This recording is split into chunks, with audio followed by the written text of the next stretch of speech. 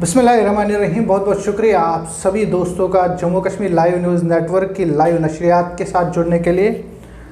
आज इस लाइव नशरियात का मकसद हमारा यही है कि हम शाहबाद इलाके के कुछ लोगों को खुशी की खबर देने की बात कर रहे हैं।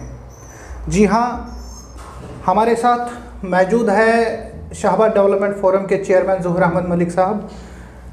ज़हूर साहब आज लेफ्टिनेंट गवर्नर मनोज सिन्हा साहब के साथ मुलाकात हुए और वहाँ पे कुछ प्रोजेक्ट्स की अप्रूवल अपने हाथों हाथ ही ले आए। मज़ीद जानने के लिए मैं सीधे ज़हूर साहब से ही बात करूँ। ज़हूर साहब बहुत बहुत शुक्रिया हमारे साथ जुड़ने के लिए, आपने अपना कीमती वक्त दिया। तो आज फिर से एक बार आप गवर्नर मनोज सिन्हा साहब के साथ मुलाकात हुए, तो क्या आउटकम निकला वहाँ से? शुक्रिया रूप साहब, आपने बहुत ही कम टाइम में आप यहाँ पे आए, हमारी दावत कबूल की। बेसिकली क्या हुआ था कि हम बहुत दिनों से एक मांग कर रहे थे डूरू शाहबाद की तरफ से। कुछ मांगे हमने पिछले साल या गर्मियों में गवर्नर साहब को रखी थी, जिसमें कुछ मांगे उन्होंने उन दिनों में पूरी की, जैसे गर्ल्स हॉस्टल है, 50 MVA ट्रांसफार्मर है या कुछ और चीज़ें थी। तो इसी के साथ डूरू MCH का हमारा लॉन्ग पेंडिंग डिमांड था। साथ में रोपवे जो अनंत वेरीनाग वाला था, वो भी बहुत पुरानी डिमांडें थी। आज हम डूरू के कुछ बाशिंदे मेरे साथ थे, जिसमें सिविल सोसाइटी के लोग, अवकाफ के लोग, तो जिसमें एडवोकेट मोहम्मद हुसैन साहब थे, गुल मोहम्मद खान साहब थे, गुल मोहम्मद राथर साहब थे, मोहम्मद अमीन शापू साहब थे। सब मिल के हमने एक जॉइंटली एक मेमोरेंडम पेश किया गवर्नर साहब को। तो जब पहले पॉइंट पे हम आए कि MCH डूरू, जो कि ऑलरेडी वहाँ पे डिफंक पड़ा हुआ है, जो हमारा इंफ्रास्ट्रक्चर है 2-3 साल से बंद पड़ा हुआ है, उसको कारगुजार लाके वहाँ MCH डूरू की मांग हर आदमी कर रहा था। और इवन डिप्टी कमिश्नर अनंतनाग ने भी अपने रिपोर्ट में यही डाला था कि ये फिजिबल जगह है तो इसमें लगना चाहिए। तो उस वक्त हम जब गवर्नर साहब के पास गए थे जून में, तो उन्होंने उस वक्त बोला था कि इस साल में मैं नहीं कर पाऊँगा, लेकिन अगले साल के बजट में इसको ज़रूर ले पाऊँगा। तो उसी असना के दौरान हम चले गए आज। तो आज जाते ही जब हमने पहली ये मांग रखी, तो उन्होंने बगैर सुने, बगैर कुछ कहे, तुरंत additional chief secretary mister Bhardwaj साहब को ये भेज दिया और बोला इसको अप्रूव करके इनको पैसा वागुजार किया जाए। मुझे लगता है आने वाले दिनों में आप देखेंगे कि उस हॉस्पिटल पे काम करना स्टार्ट हो जाएगा। बट गवर्नमेंट का अपना प्रोसेस है, इसमें अपने टेंडर प्रोसेस होते हैं, या कैपेक्स बजट में कैसे लाएं इसको, फिर इसमें 2020-23 के बजट में इसको कैसे ये डाल दें। तो वो उनका काम है, उसमें कितना टाइम लगता है वो गवर्नमेंट ही जाने। लेकिन हमारे सामने हम सब लोग थे, ऑन स्पॉट अप्रूवल दिया गया इस चीज़ के लिए। साथ में ही हमने उनसे रिक्वेस्ट की थी कि वेरीनाग में दीनिंदा मांग है, क्योंकि टूरिस्ट स्पॉट है, लोग बाहर से आते हैं, तो कुछ ना कुछ वेरीनाग में टूरिस्ट का ऐसा फ़्लो होना चाहिए जो टूरिस्ट वहाँ बैठ भी सके। और तो उन्होंने तुरंत वो जो हमने मांग रखी थी केबल कार की, और 3 बार गवर्नर साहब ने इस पर बोला confirm I will get it done. तो और उसके साथ मैं आपको बता दूं, मैं वापस जब वहाँ से निकला तो गाड़ी में मुझे फ़ोन आता है director finance and director planning tourism का, कि कहाँ से क्या चाहिए, कहाँ पे क्या चाहिए, क्योंकि आपका एक रिप्रेजेंटेशन आया, यानी तुरंत उसकी पे कार्रवाई स्टार्ट हो गई। तो वो भी चलेगा। थर्ड हमारा था इलेक्ट्रिक डिवीज़न डूरू के लिए, उस पर बात हुई। पानी के कुछ मसले थे, उन पर बात हुई। कमर शाहबाद में बैंक ब्रांच की मैंने बात की, क्योंकि एज़ पर नोटिफिकेशन ऑफ 2017 जो जेके बैंक ने नोटिफिकेशन की थी, लेकिन अभी तक कमर ब्रांच नहीं बना, ना ही नवगांव में एटीएम लगा गया, क्योंकि ऑलरेडी जगह भी आइडेंटिफाई हुई थी और एटीएम के लिए दोनों जगह, एक कमर, एक कपरन में ब्रांच, तीसरा जो अपना एटीएम नवगांव के लिए था, तो वो भी बात हुई। चौथी बात जो मैं अपने नौजवानों को बोलना चाहता हूँ, जो जिनके लिए मैं हर कोने कोने पे पहुँचता हूँ, हर जगह उनकी दादरसाई के लिए जाता हूँ, कि वेरीनाग में हमारे पास कोई स्टेडियम नहीं था। हालांकि ज़मीनें हमारे पास थी। जब इस बात की गवर्नर साहब को हमने आगाह कराया इस बात से, तो तुरंत उन्होंने प्रिंसिपल सेक्रेटरी जो स्पोर्ट्स के हैं उनको ये मेमोरेंडम भेजा, बोला इस पे 2 मिनट में हमें बता दीजिए कि इसमें हम कहाँ क्या कर सकते हैं। अगर लैंड अवेलेबिलिटी है तो इसमें इस साल स्टेडियम ज़रूर आएगा और पैसा देना मेरा काम है। मैं इतना कहूँ कि जो भी हम लोग यहाँ से लेके गए थे, हम वहाँ से खुश लौटे। ये बड़ी मसरत की बात है। मैं अवाम को ये खुशी देना चाहता हूँ कि ये बात बहुत ही खुश आइंद है कि MCH डूरू, क्योंकि अब ये हब बनेगा टूवर्ड्स, चाहे कोकरनाग वाले हों, चाहे बनाल वाले, चाहे काजीगुंड वाले हो, कैचमेंट एरिया इस डूरू MCH का बहुत बड़ा रहेगा। तो एक्टिविटीज भी बहुत बढ़ेंगी और बाकी चीज़ें भी बढ़ेंगी और कारोबार भी लोगों का बढ़ेगा, क्योंकि डूरू को अगर देखा जाए, टाउन की बात करें, डूरू वो ठप्पा हो चुका है, बिकॉज़ वहाँ कोई एक्टिविटी नहीं होती है। ऐसा कोई ना रेवेन्यू जनरेशन का कोई ना प्लान नहीं रखा गया उसके लिए। वेरीनाग की भी बात करूं, जहां टूरिस्ट फ्लो इतना होना चाहिए नहीं है। हट्स बनाई गई, अभी तक इनॉग्रेट नहीं हो पाई। जहां मैं आपकी वसादत से वेरीनाग डेवलपमेंट अथॉरिटी को भी रिक्वेस्ट करूंगा, उनका जो इंफ्रास्ट्रक्चर है उनको भी यूटिलाइज करना चाहिए, ताकि टूरिस्ट आए और वहाँ बैठ के, चाहे रात को बैठे चाहे दिन को बैठे, और नज़ारा रहे, क्योंकि वो टूरिस्ट डेस्टिनेशन है, वो आज का नहीं है, मुगलों से बना हुआ है। ज़ोहर साहब, लोग देख रहे हैं, पहले भी हमने कई बार देखा, आपने गवर्नर साहब से मुलाकात की, उसके बाद आपने काफ़ी सारी डिमांड्स को लेकर सोशल मीडिया पे एड्रेस किया लोगों को कि ये डिमांड होने वाली, लेकिन हमेशा ये देखा गया है कि लोग सवालात उठाते हैं कि आप हर बार अपने तरीके से कोशिश तो कर रहे हो, लेकिन बाद में जो ये डिमांड्स आप बोल रहे हो उन पे एक्टिविटी नहीं होती है। तो नहीं, क्यों? मुझे देखिए, अगर हम पिछली बार 7 डिमांडें लेके गए, उसमें तो 4 फुलफिल हुई है, 3 ही रह गए। क्योंकि पिछली बार हमने जब ये डाला, क्या बोलते हैं इसको, इसमें 50 MVA, चूँकि मैं आपके माध्यम से, आपकी वसादत से ये बोलना चाहता हूँ, फारूक अहमद खान जो वहाँ के सदर अवकाफ हैं, उन्होंने जब मुझे ये बात बोली कि अगर ट्रांसफार्मर हमारा अलग हो जाए तो डूरू के लिए ये बहुत अच्छा रहेगा, क्योंकि सर्दियों में हमें बड़ी प्रॉब्लम हो। वो मांग क्यों पूरी हो गई? और 50 MVA ट्रांसफार्मर हमारे लिए अलग लेसर ग्रिड पे, ये लेसर स्टेशन पे लग गया। तो गर्ल्स हॉस्टल की बात करें, नया गर्ल्स हॉस्टल बन गया। पुलों की बात करें, वो हो गए। रोड्स कनेक्टिविटी बन गई। अब इकट्ठे सो चीज़ें नहीं हो सकती, ये ग्रेजुअली चलता रहेगा, जब तक भी होता रहे। लेकिन मैं भी अपना वो काम नहीं छोड़ूंगा, जहाँ तक मुझे चाहे मैं हर दरवाज़ा खटखटाऊंगा शाहबाद की शान। वेरीनाग हॉस्पिटल को अपग्रेड करने के लिए काफ़ी सालों से प्रोसेस चल रहा है, काफ़ी सालों से दीरीना मांग है कि इस हॉस्पिटल को अपग्रेड किया जाए, लेकिन वादे तो बहुत किए जाते हैं, आज तक ऐसा कुछ देखने को नहीं। मैं इसमें आप पॉइंट नंबर 5 अगर पढ़ेंगे तो वेरीनाग प्राइमरी हेल्थ सेंटर की बात वहाँ हमने उठाई। तभी तो मैंने बोला कि प्रिंसिपल सेक्रेटरी मिस्टर भारद्वाज को बोला गया कि इस पर रिपोर्ट फाइल करके ये इस पर पूरा जितना भी अकासा, मैंने उनको ये इंफ्रास्ट्रक्चर की बात की वहाँ कि हमारे पास वेरीनाग में इतना बड़ा इंफ्रास्ट्रक्चर है, लेकिन वो अभी भी प्राइमरी हेल्थ सेंटर है। कैचमेंट एरिया उसका 20 किलोमीटर ऊपर, 25 किलोमीटर ऊपर से है, 30 किलोमीटर ऊपर से है। एरिया पॉपुलेशन वाइज में भी वो प्राइमरी हेल्थ सेंटर है, उसको अगर आप अपग्रेड करें, वो मैंने पॉइंट डाला हुआ। लेकिन देखिए, कामयाबी ऊपर वाले के हाथ में है। हमारा काम है कोशिश करना। ज़रूर साहब, खाली डूरू, वेरीनाग या जो पूरी कॉन्स्टिट्यूंसी है, शाहबाद कॉन्स्टिट्यूंसी, वहाँ पे इतने मसाइल नहीं है।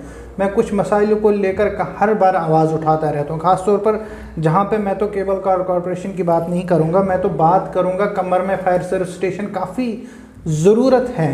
हर महीने हम देखते हैं कि कोई ना कोई इंसान अपना छत खो बैठता है, क्योंकि नज़दीक फायर सर्विस स्टेशन न होने की वजह से उनका मकान तबाह हो जाता है आग की वजह से। लोग बुलंदबान दावे करते हैं, जितने भी पॉलिटिशियंस आए उन्होंने बार बार बुलंदबान दावे किए, लेकिन अगर ज़मीनी सतह पे देखा जाए तो हमें नहीं लगता है कि कहीं किसी ऐवान में आज तक ये बात उठी या कोई भी प्रोग्रेस इस चीज़ को लेकर देखी गई। अगर आपको याद हो, मैंने जून 2021 में गवर्नर साहब को इस बारे में बात की थी। आज फिर वो 6 नंबर पॉइंट पे वो फिर बात रही कि कमर और लारकीपोरा में दोनों जगह स्टेशन है। हालांकि लारकीपोरा में एक मशीन एक दुकान में रखी गई है, ताकि ना गाड़ी वहाँ प्रोवाइड की गई है ना कोई और स्टाफ दिया गया, खाली एक मशीन रखी गई। इस तरह कमर में भी कुछ अभी तक नहीं है, लेकिन मैं आपको वसूख से कहूँगा इस पे काम हो रहा है। इस साल वहाँ के डीडीसी जो मेंबर है वो भी काम कर रहे हैं, ये नहीं बोलेंगे कि वो बेचारे बैठे हैं, लेकिन वो भी काम कर रहे हैं। उन्होंने भी बहुत सारे काम किए हैं। बट आज की डेट में इस 2022 में मुझे लगता है कि कमर का स्टेशन बन जाएगा। ज़ोर साहब, मुझे बताइए, बच्चों की अगर बात की जाए तो कपरन से लेकर पूरे ये जो पूरा इलाका है, वहाँ से बॉयज़ हायर सेकेंडरी स्कूल खाली डूरू में है, जो कि अगर कपरन का बच्चा वेरीनाग पहुँचता है तो उसको 14, 15 या 20 किलोमीटर का फासला तय करना पड़ता है अपनी स्टडीज़ कैरी करने के लिए। तो जो ऊपरी इलाके हैं, जैसे बॉयज़ हाई स्कूल वेरीनाग है जो 1961 में बना हुआ है, आज तक अपग्रेड नहीं हुआ, तो उस सिलसिले में क्या कहना चाहोगे आप? आप मुझे ये बताइए, मैं तो कहीं किसी गवर्नमेंट में आज तक रहा नहीं हूँ। ये सवाल आपने वक्त के सियासतदानों से करना चाहिए था। उस वक्त अगर कपरन से 2 घंटे लगते। देखिए, जब Ghulam Ahmad Mir member of MLA थे डूरू कॉन्स्टिट्यूंसी के, तो उन्होंने भी पावर जो केबल कार प्रोजेक्ट आज आपने उसको मंजूरी दिलवाई है, उन्होंने भी किया था। लेकिन बाद में जब 2014 में गवर्नमेंट चेंज हो गई तो उन्होंने उसको चेंज किया। मैं ये भी कह सकता हूँ कि जो उस वक्त के MLA थे सैयद फारूक अहमद इंद्राबी, उनकी नाअहली थी, जिसकी वजह से वो प्रोजेक्ट जो ऑलरेडी अप्रूव्ड थे वहाँ पे वो बंद किए गए। मैं ये नाअहली की बात, हर एक अपना काम करता है, बट प्रायोरिटी रहती है कि किस काम को पहले किया जाना। देखिए, वेरीनाग की प्रायोरिटी है टूरिज़्म सेक्टर, उसको टूरिज़्म के हिसाब से बूस्ट करना चाहिए, जो कि हुआ नहीं। आप मुझे बताइए, कपरन में इस साल थ्रू गाड़ी हो रही है, वरना 3 घंटे 2.5 घंटे 2 घंटे लगते थे उस बच्चे को वहाँ पहुँचने में, आज वो आधे घंटे में वहाँ पहुँचता है। डिफरेंस है वक्त के हुकाम ने हर वक्त इस्तेसाल किया है डूरू आवाम के साथ, शाहबाद के आवाम के साथ, अपने चंद अगराज के मानंद। मुझे बहुत अफसोस के साथ कहना कि अगर सच्चे मानों में वो हमारी नुमाइंदगी करते तो आज हम हमारी नौबत ये नहीं होती। आज हम फायर स्टेशन के लिए भीख नहीं मांगते। आप इसी तरह आप कोकरनाग वाला साइड देखो, हर 5 किलोमीटर पे हायर सेकेंडरी है, हर 5 किलोमीटर बॉयज स्कूल है, और उसके मानद आप डूरू में ले लीजिए। क्या जो भी आज तक, मैं किसी पर्टिकुलर को टारगेट नहीं करूँगा, जो भी हुक्मरान रहे उनकी जो प्रायोरिटीज़ है कुछ और रही। आज प्रायोरिटी कुछ और है। आज बेसिक एम्यूनिटी, पावर, सड़क, बिजली, पानी, हेल्थ, एजुकेशन, इन चीज़ों पे अगर फोकस किया जाए तब हम एक अच्छे माशरे की अक्कासी कर सकते हैं। ज़ोर साहब, आपके इस मेमोरेंडम के हट के कुछ सवालात हैं मेरे पास जो मैं आपसे ज़रूर पूछना चाहूँगा। मुझे बताइए, रिसेंटली जो डिलिमिटेशन कमीशन है उनका एक रिपोर्ट लीक आउट हुआ, ड्राफ्ट रिपोर्ट जो था कॉन्स्टिट्यूंसी का, तो वो लीक आउट हुआ। उसमें ये देखा गया कि जो सागाम पार्ट है कोकरनाग का या बाकी काफ़ी सारे हिस्से हैं कोकरनाग कॉन्स्टिट्यूंसी के जो थे वो डूरू के साथ मिलाए गए। तो इस वजह से जहाँ पहले ही डूरू कॉन्स्टिट्यूंसी बहुत बड़ी थी उसको और बढ़ाया गया।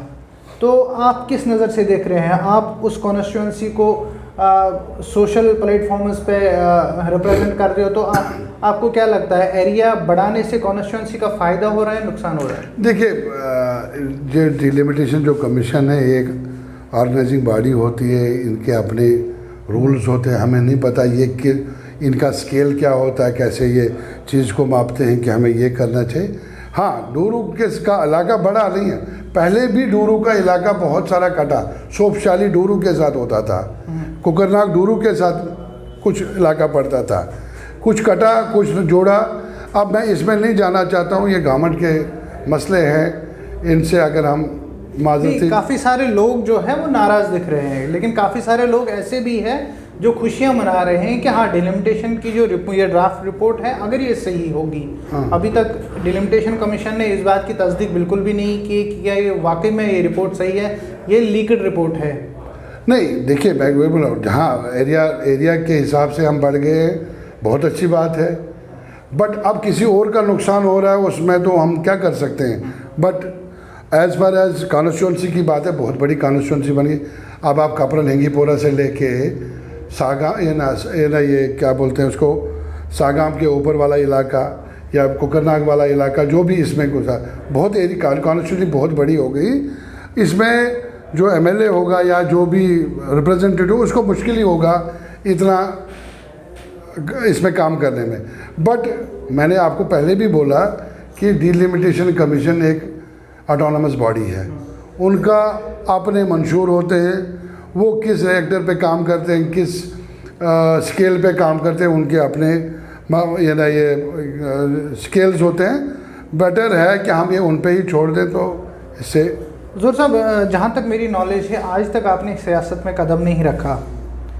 आप जम्मू कश्मीर के माने जाने बिजनेसमैन के बतौर पर पहचाने जाते हैं, तो आपकी कॉन्स्टिट्यूंसी में, डूरू कॉन्स्टिट्यूंसी में बेरोज़गारी भी बढ़ी है, इस बात को आप मानते हो?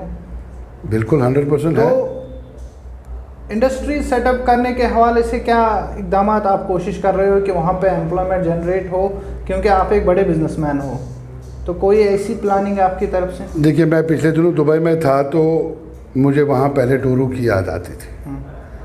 मैंने कुछ सीएस स्टोर्स के लिए बात की है कि उसमें एम्प्लॉयमेंट, एक सीएस स्टोर में 200, 300 लोग काम करता है, डायरेक्टली। इनडायरेक्टली 500 से ज़्यादा काम करता है। अगर 4-5 सीएस स्टोर्स हमारे एरिया में डेवलप हो, क्या कोई और एवेन्यूज जनरेट करने पड़े, तो एम्प्लॉयमेंट जनरेशन हो जाएगा, क्यों नहीं होगा। अब सेल्फ एम्प्लॉयमेंट भी है, कुछ लोग अपना काम करना चाहें, ऐसे कुछ प्रपोजल्स गवर्नमेंट दे रही है। मेरे ख्याल में इस साल में बाहर आएंगे। हमारे पास इंडस्ट्रियल सेक्टर में बड़ी चीज़ें, अच्छी चीज़ें, और इंडस्ट्री पॉलिसी जो आई है वो बहुत ही अट्रैक्टिव है। उसमें बहुत सारे इंसेंटिव्स मिल रहे हैं, तो लोग प्रेफर करेंगे नौकरी से ज़्यादा अपना कारोबार करने में, क्योंकि ऐसी चीज़ें आने वाली है। और डूरू के लिए मैं ये बात कर रहा हूँ, मैंने 2-3 सेल्स स्टोर्स के लिए प्रपोज किया हुआ है। 1950 में ख़ासतौर पर मैं शाहबाद कॉन्स्टिट्यूंसी की बात करना चाहूँगा, दूसरी साइड से मैं डोडा की बात करना चाहूँगा। एक बड़ा ख्वाब दिखाया गया, और तब से लेके आज तक हर बार इलेक्शन के दौरान सियासी प्लेटफॉर्म जितने भी थे, हर स्पीच में हर एक, जितने भी एमएलए, जितने भी लीडर्स, चाहे वो डोडा में थे, चाहे वो डूरू कॉन्स्टिट्यूंसी में थे या कहीं और थे, तो डोडा देसा कपरन रोड का जिक्र हमेशा किया जाता था। रिसेंटली आपको पता होगा कि नितिन गडकरी आए थे, तो काफ़ी सारे लोग इस बात को लेकर खुश थे कि शायद नितिन गडकरी साहब इस रोड का जिक्र ज़रूर करेंगे, लेकिन उन्होंने नाम भी नहीं लिया। ये बात बिल्कुल दुरुस्त है। कपरन देसा रोड को बहुत बार बेचा गया। हमारे जो भी लीडर हजरात गुजरे हैं आज तक, हर एक ने कपरन देसा रोड बेचा है, और उसमें अपनी सियासत गरमाई है, अपनी सियासत की रोटियां सेकी है।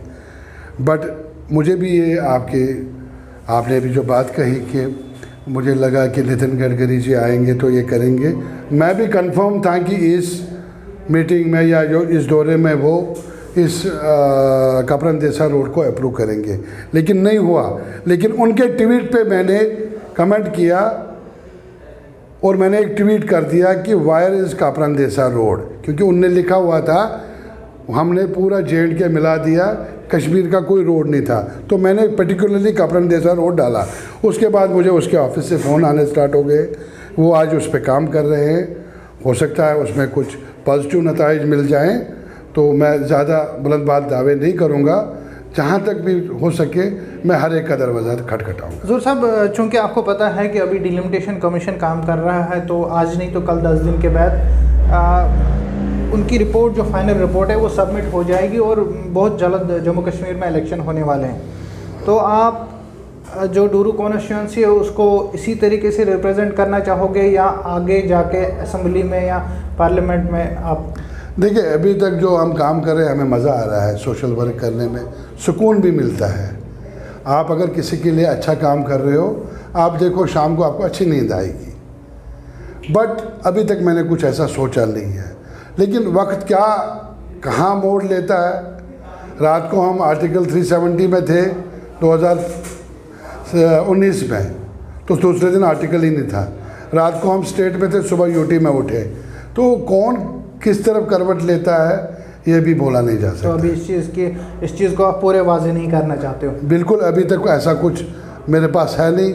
हालांकि लोग बहुत तंग कर रहे हैं मुझे। आज भी मुझे जो लोग डोरू से आए थे या बाकी बड़ा उन्होंने प्रेशराइज किया कि आपको you should go for politics and all that.